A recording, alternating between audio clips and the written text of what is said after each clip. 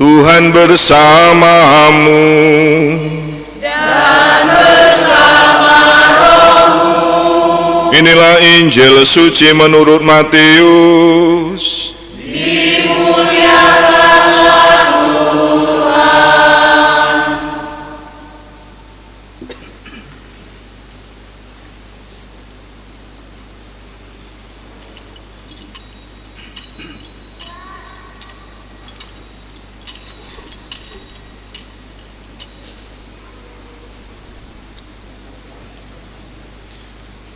Sesudah Yesus bangkit dari antara orang mati, ke-11 murid berangkat ke Galilea menuju bukit yang telah ditunjukkan Yesus kepada mereka. Ketika melihat Dia, mereka menyembahnya, tetapi beberapa orang ragu-ragu. Yesus mendekati mereka dan berkata, "Kepadaku telah diberikan segala kuasa di surga dan di bumi. Karena itu pergilah, jadikanlah semua bangsa muridku, dan baptislah mereka dalam nama Bapa dan Putra dan Roh Kudus. Dan ajarlah mereka melakukan segala sesuatu yang telah aku perintahkan kepadamu. Ketahuilah, aku menyertai kamu senantiasa sampai akhir zaman."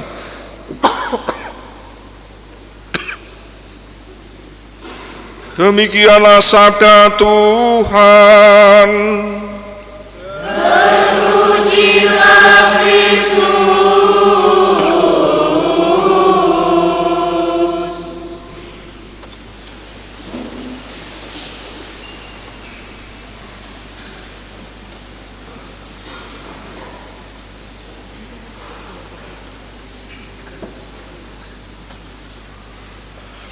Bapak, Ibu, dan saudara-saudari yang terkasih, selamat sore.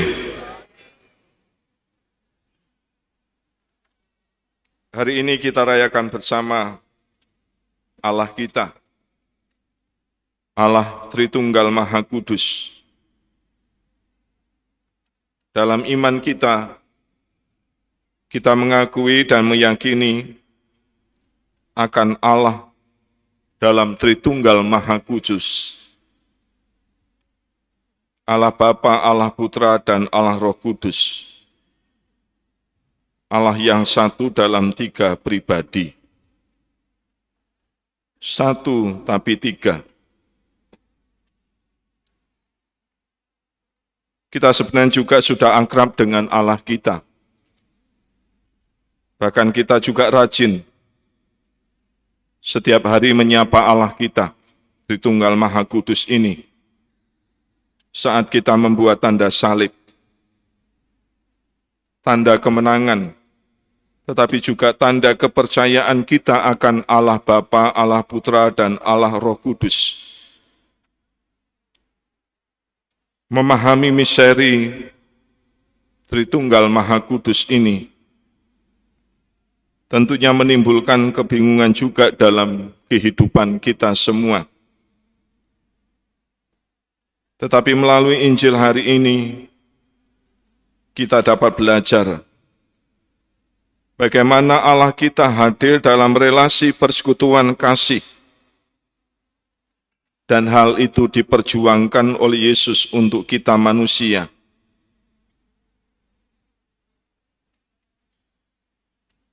Pemahaman akan Allah Tritunggal Maha Kudus ini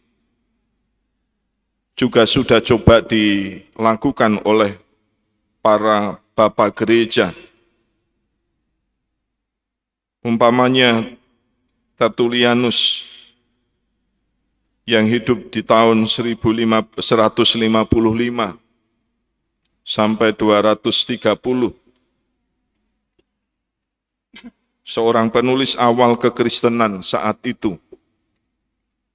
Bahkan ia digelari seorang bapak teolog Latin. Ia memperkenalkan istilah Trinitas yang dipahami sebagai Allah yang satu dengan tiga pribadi, Bapa, Putra, dan Roh Kudus. Tokoh lain juga Origenes tahun 185, seorang bapak gereja awal, seorang cendekiawan teolog gereja perdana. Ia memahami Allah kita sebagai Allah yang satu dalam hakikat, tiga dalam diri. Gereja mencoba memahami akan kehadiran Allah itu dalam kehidupan manusia. Dan itulah yang diperjuangkan oleh Yesus yang lahir dalam hidup manusia, memperjuangkan karya kasih Allah bagi manusia. Dan hal itu dilakukan didasari oleh relasi Allah sendiri dalam Bapa dan Putra dan Roh Kudus. Bapak, Ibu, dan Saudara yang terkasih, merayakan misteri Tritunggal Maha Kudus ini, kita kembali diingatkan dan menjadi kesempatan kita untuk mensyukuri atas Allah kita yang peduli dengan kita, dengan kehadirannya dalam tiga pribadi. Allah yang hadir dalam tiga pribadi, bekerja dalam kehidupan kita. Allah yang hadir sebagai Bapa, yang kita pahami sebagai pencipta, dan menjadikan kita putra-putrinya untuk mengalami cinta kasih Allah sendiri. Allah yang hadir sebagai Allah Putra, sebagai gambaran Allah yang nyata dan tampak itu ada dalam diri Yesus Kristus, yang datang ke tengah manusia, mengalami dan juga merasakan perjuangan hidup kita sebagai manusia. Ia yang mematahkan dan mewujudkan rencana penyelamatan Allah bagi hidup kita. Dan yang ketiga, Allah yang hadir sebagai Allah Roh Kudus, sebagai karunia kasih Allah untuk hidup kita, bagi kita, gereja. Roh Allah ini membimbing kita untuk semakin berjalan dalam kasih dan kebenaran Allah yang sudah diperjuangkan oleh Yesus.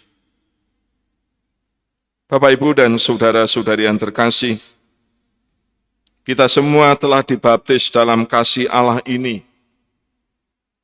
Maka dalam kehidupan kita seharusnya kita berpegang bahwa Allah yang satu, yang kita imani adalah sumber kasih itu sendiri.